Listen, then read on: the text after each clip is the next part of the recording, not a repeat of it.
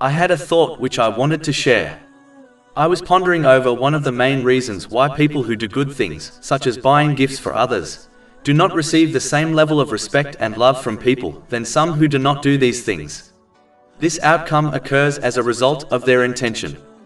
When these people perform righteous deeds in respect to people, such as visiting the sick, they do so either for the sake of people, meaning to please them, or they mix this intention by also aiming to please Allah, the Exalted.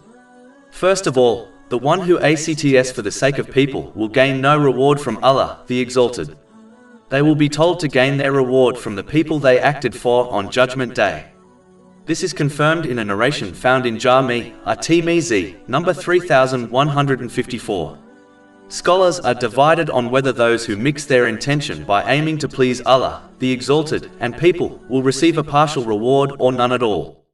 In order to be on the safe side, a wise Muslim should only act for the sake of Allah, the Exalted.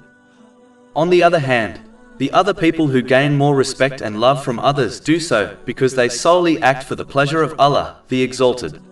When they treat others kindly, they do not do it for the sake of people. Because of their sincerity, Allah, the Exalted, places more love and respect in the hearts of the people, compared to those who do more acts of kindness to people but are less sincere in their deeds. So if people desire reward from Allah, the Exalted, and respect from people, they should correct their intention and only perform righteous deeds for the sake of Allah, the Exalted. One sign of this correct intention is that this person will aim to please Allah, the Exalted, even if it displeases people. Meaning, they do not pay attention to the attitude and reactions of people. Over 400 free ebooks, audiobooks, infographics, podcasts and blogs available on our website, www.shaykhpod.com.